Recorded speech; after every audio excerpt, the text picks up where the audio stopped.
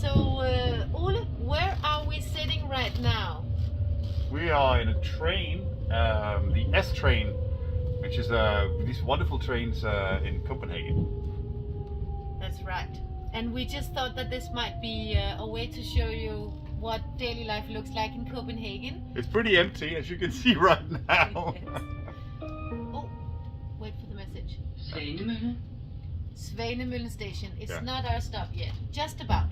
But I wanted to ask you, Ole, do you remember the first time you ever met or heard from Kevin Coughlin from Cycling Without Age Cross Plains? I do, yeah. So that would have been probably back in early 2017 when he contacted us and said, you know, we think you should apply for the CMP grant. And that was amazing. We had no idea. And suddenly we got into this whirlwind of amazing support and an interesting world that we'd never known about before. So I really feel like Kevin has actually been, and Pat as well from the DHS, have been so instrumental in helping thousands of nursing home residents in Wisconsin. And I can't believe we are so grateful that he also decided, together with Julie and the whole team, to start a chapter of his own. That's absolutely amazing. I'm so happy that he continued to work with us. Yeah, we are eternally grateful.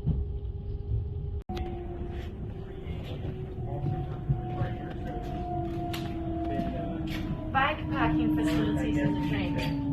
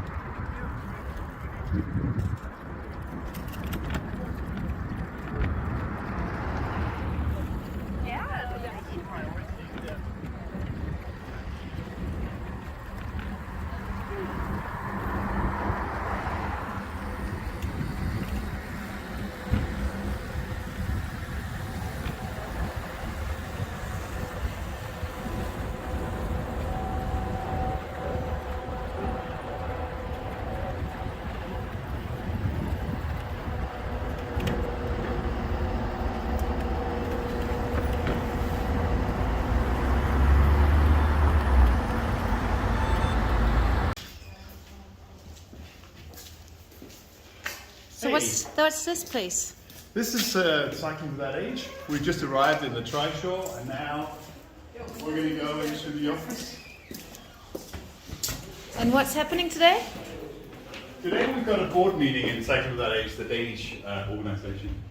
Got another bike there. There's also a recumbent for people who can't use their legs. It's a fantastic bike. Really tough though.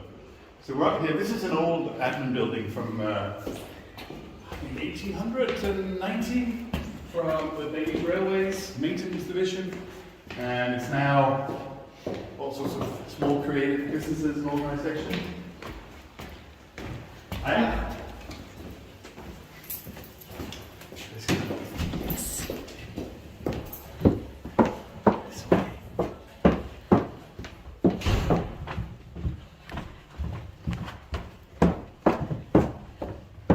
Here it is. This is Søren. Hey mates! Hi, Sam. Can you say hi to our friends in Wisconsin, please? Hey, your friends in Wisconsin? And my friends, maybe? Yes. Maybe? Yeah. Hope you're well. So We're this just is showing our office. and some of these beautiful images that we had designed for our programs in the Global South. There's another one up there as well that I really like. Yes. Very colorful. All right, see you. See you.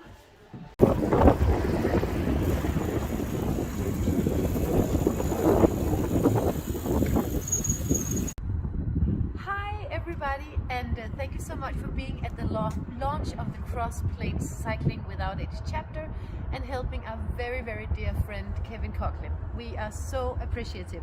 And here's a greeting from Denmark. This time we're not in Copenhagen, but we're actually in Odense.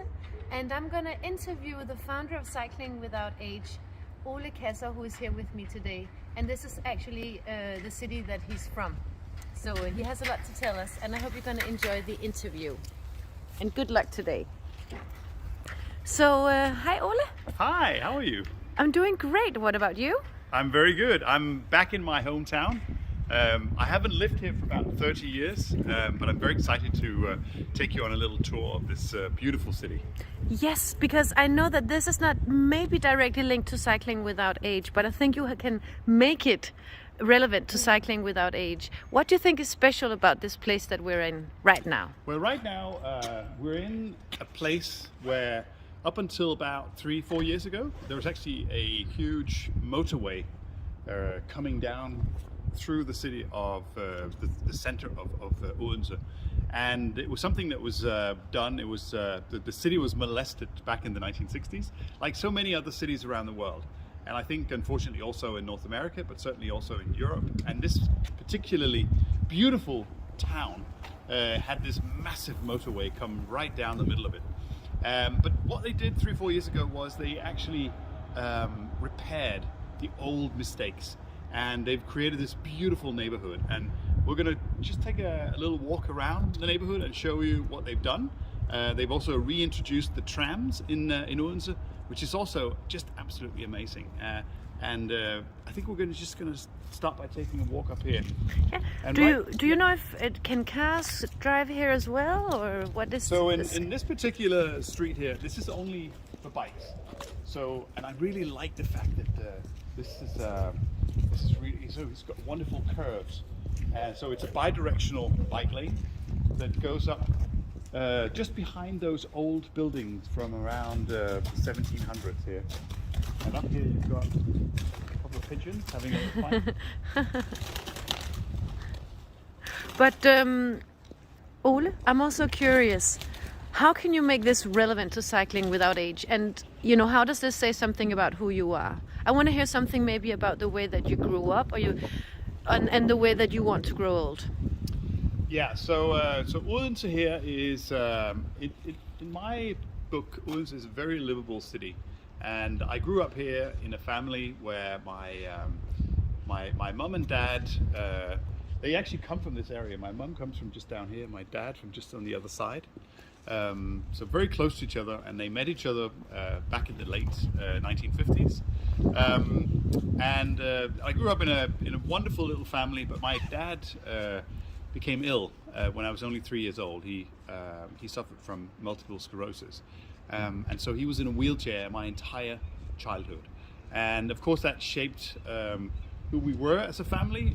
So I was accustomed to going around and either people having a difficult time accommodating us, or pointing at us or looking at us. So it certainly, we grew up as a family that faced certain challenges. Isn't it true that you actually invented the first tri-show ever made using a bike? Just a normal bike, yeah. So, so when I was about, I think we're just going to move across here because we are actually standing in the middle of a bike lane. Yes. So we have to just be mindful of that. But yeah, so when I was about 13, my mum said to me that I had to go and pick up my dad from the dentist. And so, of course, my dad was in a wheelchair. And I guess she probably expected me to walk down there and just push the wheelchair back. But in my young mind, I thought the best way would be to actually ride my bike down there. But then, of course, when I had to bring my dad back, how was I going to push the wheelchair and then also handle my bike? So what I did was I actually got on my bike and I held on to the handle of the wheelchair, and then I just rode my dad back to the house. And I remember my mum's always telling the story of my dad coming back, and she thought he looked completely pale because it was actually going really fast, and I think maybe he thought it was a little bit scary, but I think he had a wonderful time as well. So that was the first time really that I took someone in a wheelchair on a bike ride. That is so cool. And what about growing old in a livable city? What does that look like? So growing old in a livable city definitely it means accessibility. It means that it's an inclusive city. It's a city where you don't have many obstacles, where you can easily reach things. And you know, we talk about the 15-minute city. And the 15-minute city is one where you live, like in a small neighborhood like this, there is only a maximum of 15 minutes to go shopping or to go to school, to go to the library, to basically all the necessities that you need to be able to live a beautiful life. So you actually think that in a livable city that's possible to have without having a car to drive, even if you are disabled? Yeah, I definitely think so, and I think it's definitely the future. We're now in a part of Odense where you have these beautiful old houses, and some of them, of course, are like this one is a really nice restaurant, a famous restaurant. And right here we have actually it's called Hans Christian Andersen's house, and just next to the yellow house there, that's where Hans Christian Andersen was born when he grew up. So there's still a lot of people living in these little houses, and lots of elderly people live in these houses as well, and they don't need a car. I don't think many of them actually have a car.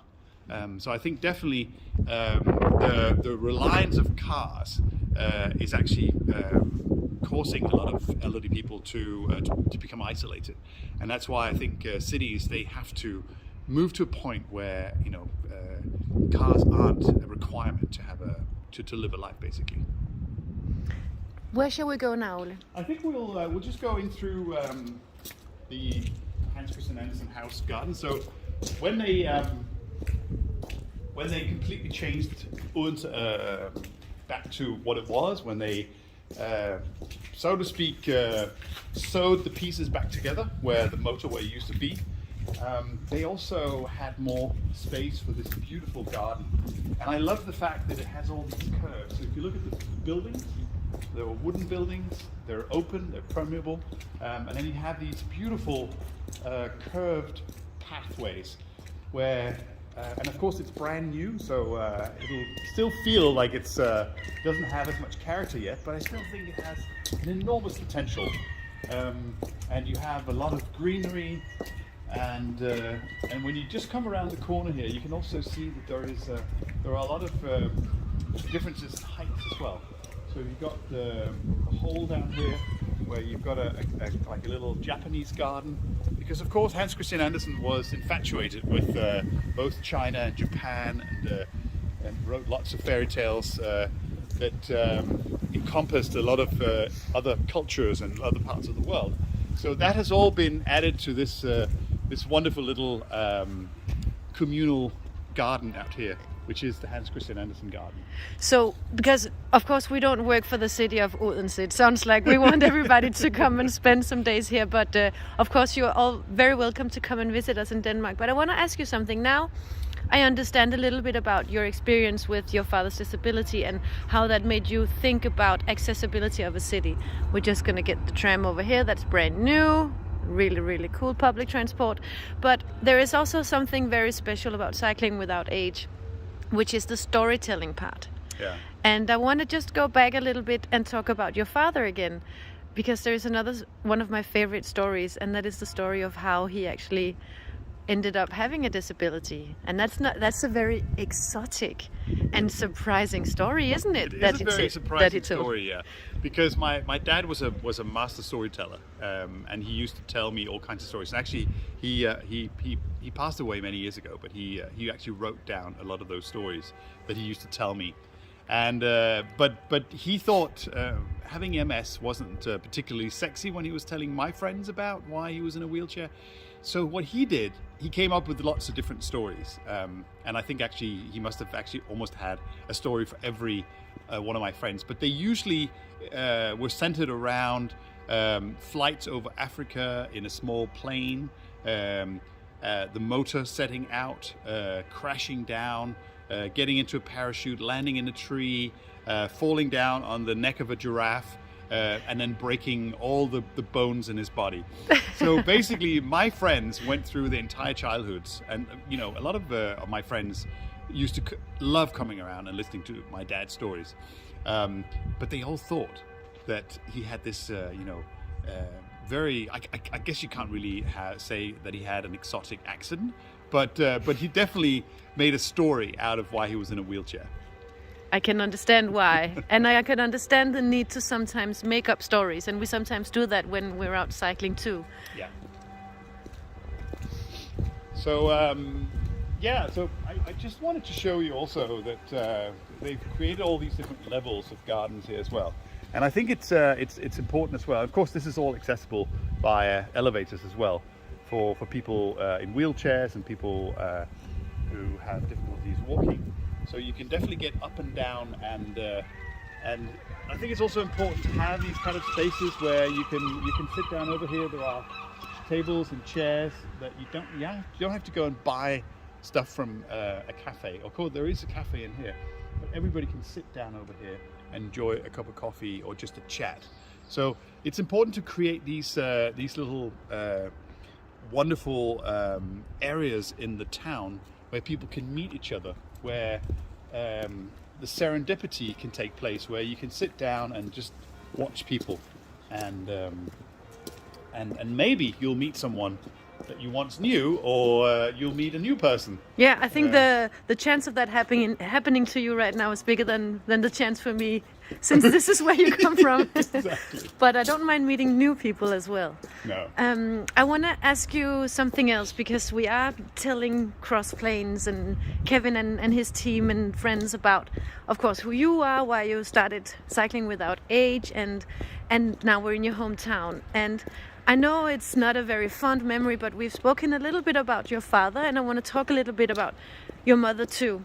Yes. So one of them is, I think that there is someone writing a book right now, and she's going to be featured in that book. Isn't that true?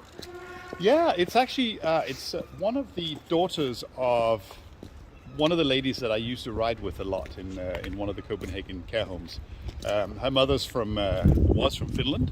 She passed away a couple of years ago, and now she has decided that she will write. Well, she will create this book of photos and stories of women who were special.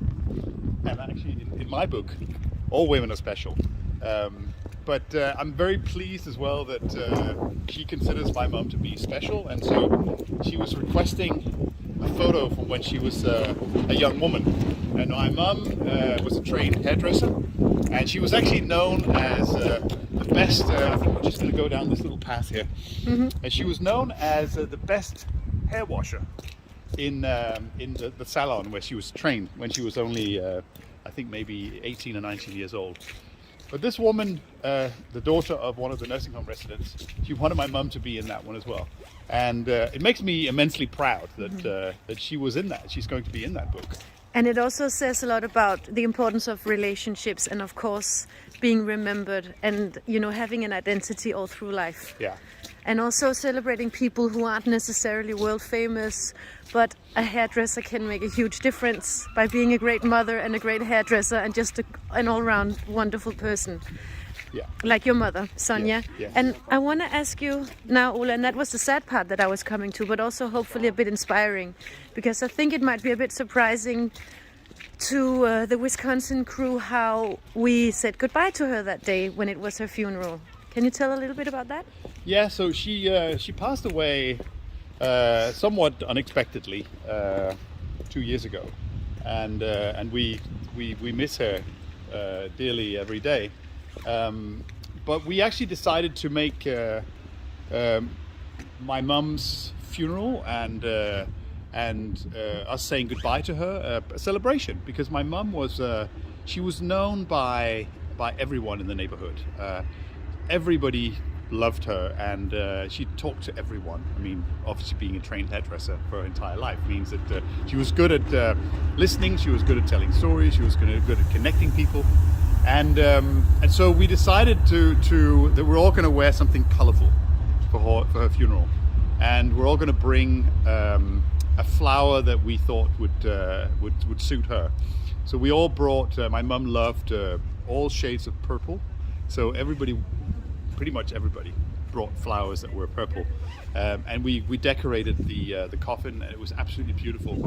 And then after that, we took her around her neighborhood in a bicycle hearse. So rather than a car, there is actually an undertaker, these two wonderful women in Copenhagen, who actually have a bicycle hearse. And we took her around, and we all cycled behind the hearse and paid our tribute to my mum. And it just felt like the right way to say goodbye to a person who meant so much for her neighborhood, because it meant that we could actually go through the park and all the little streets where she used to walk. And she had dogs of her own. And then when her last dog died, she decided just to start walking with other people's dogs. So that was another way of her to connect with people. And what I really also was very impressed by is that the women who have this, the undertakers, they have that what did you call it? Bicycle hearse, right? Yeah. And it's non-electric because they actually want it to be slow. Yes. It is supposed to be slow, and it is actually supposed to be a little bit hard in a way. And I think that is also very, very beautiful and very impressive. And it is also one of our guiding principles. It is, yeah. And actually, I think, Ole, maybe the crew in Wisconsin, they want to go off the video call and maybe start riding or do some trout fishing right now. So do you have like a special message to Wisconsin? Is it special to Cycling Without Age? Well, I think my special message to Wisconsin is that I think this is going to be absolutely wonderful for your community. I think everybody's going to love this. And I encourage you to be creative in the way that you offer rides, in the way that you build relationships, in the way that you involve locals in your community. Make sure you involve absolutely everyone. You all know that you can involve the fire brigade, or the police force, or all the different shops, or the schools, or the universities, and everything like that. So make sure that you involve everyone, because at the end of the day, what Cycling Without Age is about, it is about creating relationships. It is all about creating relationships. All right. Thank you so much, Ole, and thank you, Kevin in Cross Plains, and have fun, everybody.